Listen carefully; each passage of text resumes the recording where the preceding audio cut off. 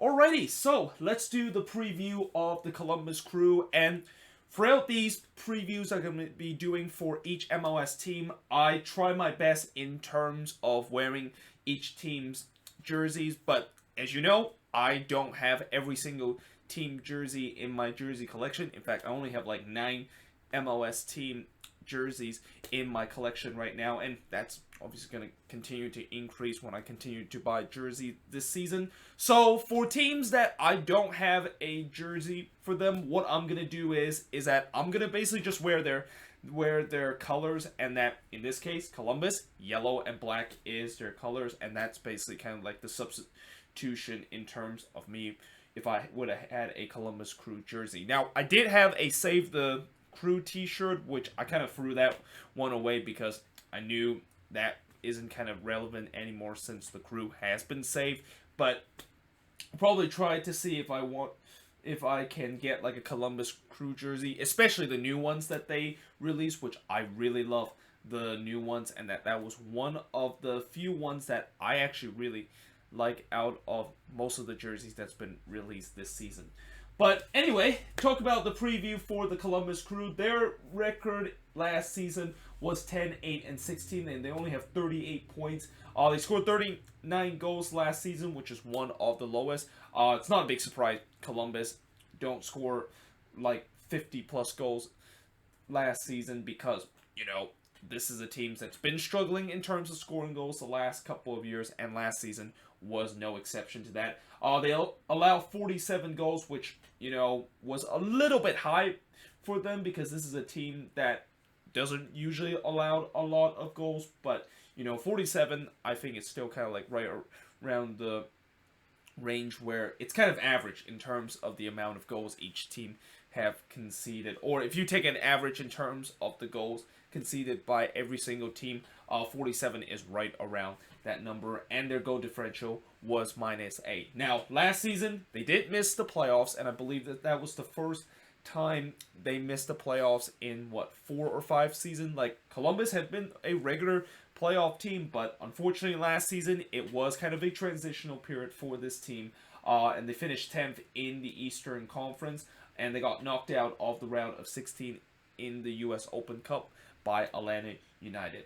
Now, players that they made acquisition this offseason, besides Orlando City, Columbus is one of the team that I think have pretty much won the offseason. In fact, as I mentioned before, MLS actually did an article in terms of who actually won the offseason and who's the winner of the offseason, and Columbus was number 1 on that list. And it makes sense because they definitely made some big acquisition. They got Darlington Nagbe, Axel Schuber, Matt Lamson, Vito Vromgor, and then they made probably the biggest acquisition of this offseason by getting Tigres attacking midfielder Lucas Zalararan for a price tag around $7 to $8 million, and that definitely really opened a lot of eyes on Columbus, knowing the fact that this is one of these teams that don't tend to spend a lot of money, and here they are this offseason just shelling $7 to $8 million for a guy that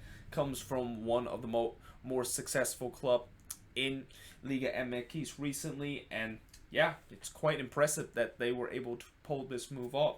They also got Aiden Morris, Sebastian Berhalter, Fernando Adi, and Derek Etienne Jr. that they just acquired a couple of days ago. Now, in terms of player that is out of this club from this offseason, we got Ben Lundgaard, Alex Cornell, David Guzman, Edward Opoku, Eduardo Sosa, Ricardo Clark. Federico Higuain is now out of this club, and I'll tell you what, I'm kind of surprised there wasn't a lot of big story, the fact that Pipa Higuain was out of Columbus, because, Higuain is considered one of the most legendary player in Columbus Crew history, and I'm kind of surprised that, they knew that his time was potentially up with Columbus once they got Lucas Zalararan, but I was kind of surprised not a lot of people or not a lot of media attention was on how Federico Higuain was no longer with Columbus, and that, it was kind of sad to see a guy that is considered one of not only one of the best goals scored on on this team and in the league, but also one of the best assists and one of the best playmaker in league history. So he's going to be gone, unfortunately, with Columbus this offseason.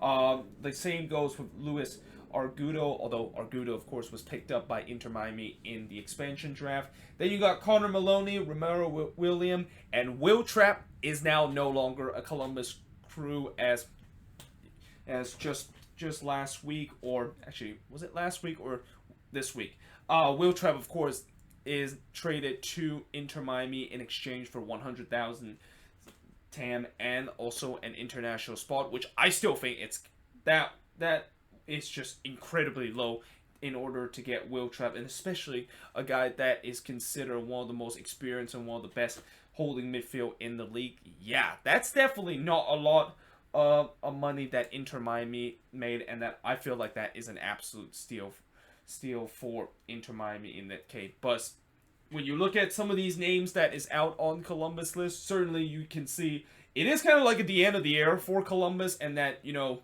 they are heading into a new era. And they, of course, last season when they went through like that transitional period by getting rid of some of their old core and bringing some new ones, you can clearly see it in the offseason where they brought in some new core kind of player and get rid of some of the old core kind of player that was part of this team that made multiple playoff run and also was part of the MLS Cup team back in 2016.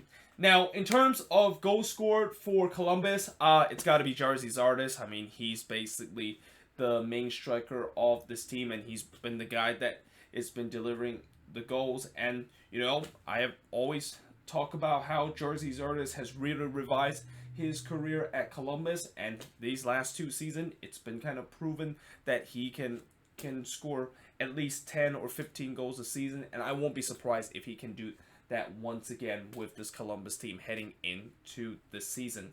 Playmaker, I'm going to split it between Pedro Santos and Lucas Zelarayan.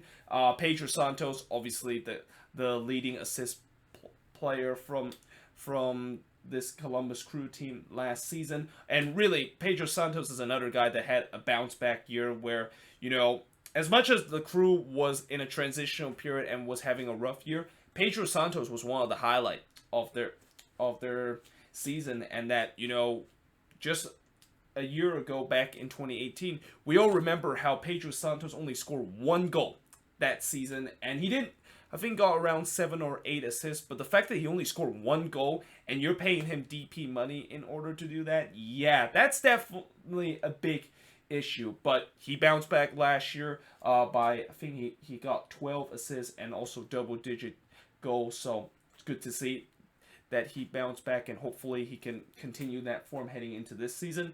And Lucas Zelarayan, obviously I want to put him there because he is going to be one of the guy that's going to be the playmaker of this team, and he's going to be the main number 10 for this team, and the guy that's going to feed the ball to Jerzy Zardes in order to put the ball into the back of the net. Now, in terms of MVP, I could have also gone with the same tantrum, but I'm going to go with Pedro Santos. And technically, there's a couple of names that I could have put there. I could have also put Luis Diaz there, where, you know, ever since Columbus acquired Luis Diaz during the transfer window in July, it has really made a big impact to this team. I could have also maybe put Milton Valenzuela and Harrison Affle, the two fullback and two of the best fullback in this team in the MVP list. I could even put Jerzy Zardes on that list too because he's the main goal scorer of this team. But in the end, I'm going to go with Pedro Santos because he is a guy that can not only be a playmaker and not only could be the guy that brings in the assists, but he is also the guy that can bring in the goals of this team. And when you have a combination of able to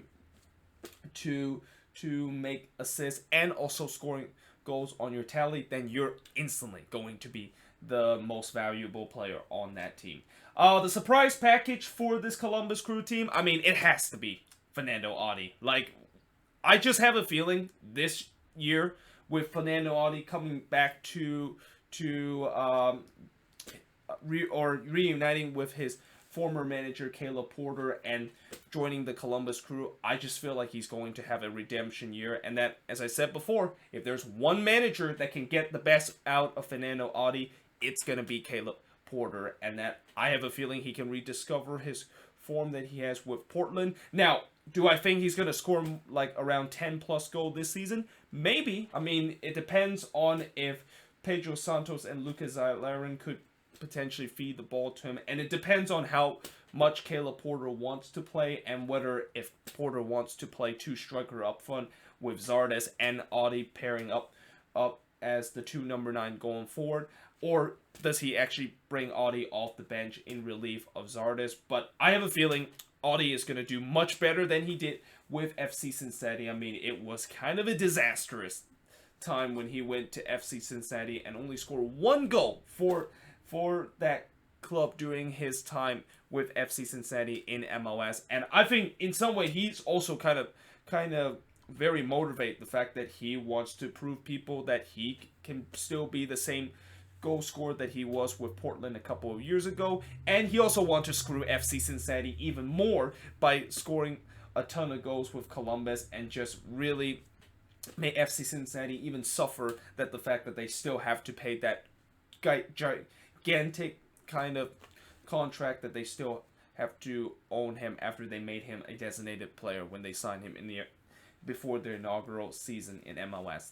Now, what I like about Columbus heading into this season, well, obviously it's the offseason acquisition, and I could even say that I really like the fact that in the second half of the season they really look like the old Columbus team, a team that can not only is very sturdy in terms of defending, but they are able to be a hard-working team to score enough goals to get all 3 points.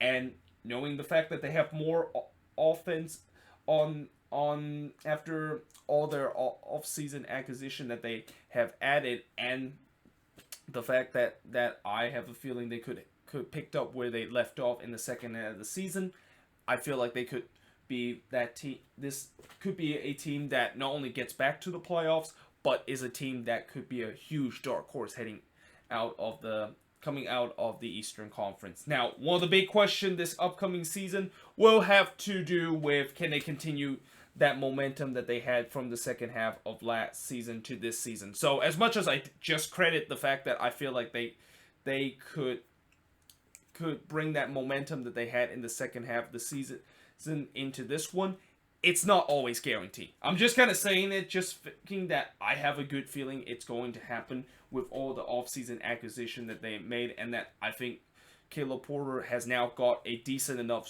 squad that he can at least do good things with them. But the question is, can he of course do it, and can Columbus carry that momentum that they had in the second half of the season heading into this season? I mean, if they get off to a good start, then the answer is going to be yes. But if they do get off to a bad start, or if they have the situation where they had last season, where really the reason why they missed the playoffs and their season kind of got derailed was that long winless run that they had between May to July, where they were like 15 or 16 games without a win, and they were just like rock bottom by the time the second half of the season began. Now, they did try to kind of catch up to see if they can, of course, get to the playoffs. They actually played much better in the second half of the season and was kind of trying to play catch up, but it was kind of a little bit too late because they dig themselves in such a deep hole with that horrendous cliffhanger of a winless run that they weren't able to recover to potentially make it to the playoffs. Hopefully it won't happen this season. Hopefully they will have not only a better start, which, last season they had a good start until they just kind of fall off a cliff. But this season, not only they need to have a good start, but they also want to be consistent and maybe can sneak up to some of these best team in the Eastern Conference if all things work out. But either way, hope you guys enjoyed this video. If you do, make sure you guys leave a like, smash that subscribe button. If you're a Columbus Crew fan, what do you think of your offseason acquisition? And what do you think, who's going to be the main goal scorer, the playmaker, the MVP, and the surprise package of this season? And also, what do you like about this team heading into this upcoming season? And what is one aching question that you want the team to answer sure when the season is going to get going. But either way, hope you guys enjoy this video, and I, of course, will see you guys next time. And tomorrow, I will be doing DC United and FC Cincinnati as my season preview series continues.